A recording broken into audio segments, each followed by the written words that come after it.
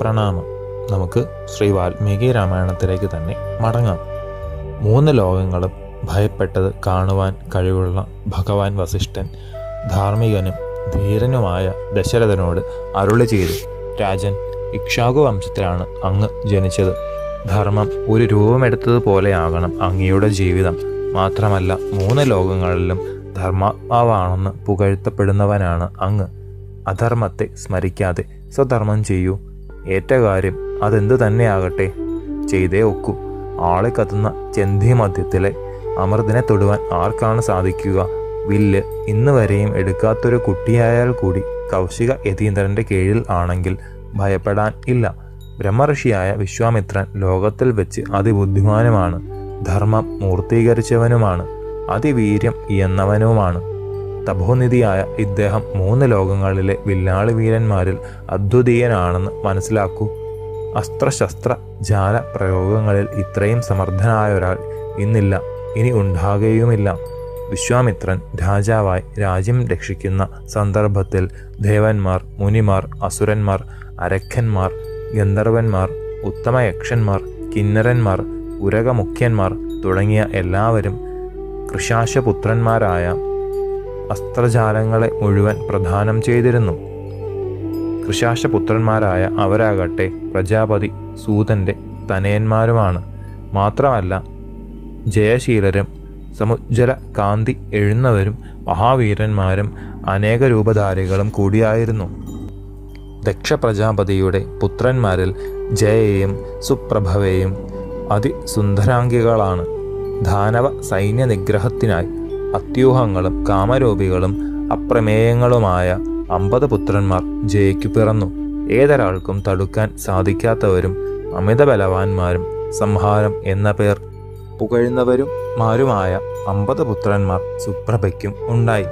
അനിവാര്യങ്ങളായ ശാസ്ത്രാസ്ത്ര രൂപധാരികളായ ആ അസ്ത്രങ്ങളെ നന്നായി അറിയുന്നവനാണ് ഈ ഘാതീപുത്രൻ. ഇന്ന് വരെ ഇല്ലാത്തതിനെ ഉണ്ടാക്കുവാൻ ഈ ധാർമ്മികാഗ്രസരഞ്ഞു സാധിക്കും. ഇങ്ങനെ അതിതേജസ്വിയും അനശ്വര യശസ്വിയുമായ ഈ വീരവീരന്റെ ഒന്നിച്ച് രാമനെ പറഞ്ഞയക്കുവാൻ ഒട്ടും സംശയിക്കേണ്ട. ഏതൊരു അരക്കനെയും നിഷ്പ്രയാസം നിഗ്രഹിക്കുവാനുള്ള കരുത്ത് കൗശികപുത്രനുണ്ട്. എന്നിട്ടും രാമനെ വേണമെന്ന് അപേക്ഷിക്കുന്നത് അങ്ങയുടെ പുത്രന്റെ ഗുണത്തിനാണ്. ഭഗവാൻ വസിഷ്ഠന്റെ അരുളപ്പാട് കേട്ട് ഭൂപാലേന്ദ്രന്റെ ഹൃദയം തെളിഞ്ഞു, ശരീരം വിളങ്ങി. വിശ്വാമിത്ര ബ്രഹ്മഋഷിയോടെ ഒന്നിച്ച് ഓമന മകനെ അയക്കുവാൻ ദശരഥ മന്നൻ മനസ്സിൽ തീർച്ചപ്പെടുത്തി. ഗുരുവിൻ്റെ ഉപദേശത്താൽ സന്തുഷ്ടവദനായ ദശരഥ മഹാരാജാവ് അനുജനോടൊന്നിച്ച് ശ്രീരാമചന്ദ്രനെ വിളിച്ചു. മാതാവ് കൗസല്യദേവിയും പിതാ ദശരഥനും സ്വസ്ത്യയനം ചെയ്തു. സുസ്പഷ്ടാക്ഷരങ്ങളോടുകൂടിയ ഉത്തമ മന്ത്രങ്ങൾ ഉച്ചരിച്ചുകൊണ്ട് വസിഷ്ഠ ഭഗവാൻ നന്മ നേർന്നു.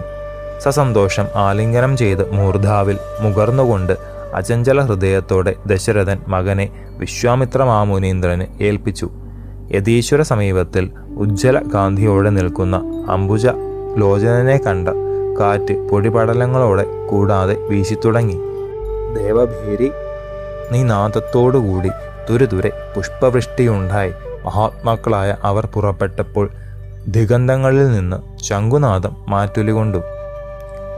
ഘാതി നന്ദനായ വിശ്വാമിത്രൻ മുന്നിൽ, പിന്നിൽ കോദണ്ഡപാണിയായ മഹാപ്രഭു ശ്രീരാമചന്ദ്രൻ മൂന്നാമതായി സൗമിത്രി കുലച്ച വില്ലും നിശിത ഖഡ്ഗവുമേന്തി കൊണ്ട് ഇങ്ങനെ 5 തലകളുള്ള ഉഗ്രസർപ്പങ്ങൾ പോലെ അവരുടെ യാത്ര 10 ദിക്കുകളെയും പ്രശോഭിപ്പിച്ചുകൊണ്ട് മുന്നേറി. സർവലോക വിധാതാവിനെ അശ്വിനി ദേവന്മാർ എന്ന പോലെ വിശ്വാമിത്ര ബ്രഹ്മഋഷിയെ ശ്രീരാമലക്ഷ്മണന്മാർ അനുഗമിച്ചു. ഉടുമ്പിൽ തോലുള്ള കയ്യുറയിട്ട് കുലച്ച വില്ല് മൂർച്ചയേറിയ വാളുമേന്തിയ ദശരഥ നന്ദനന്മാർ തിരുവാഭരണങ്ങളെ കൊണ്ട് ചാരുരൂപരായി കൗശിക ബ്രഹ്മഋഷിയെ അമേയ പ്രഭാവനായ കൈലാസനാഥനെ വാഹിനിജർ പോലെയാണ് പിന്തുടർന്നിരുന്നത്.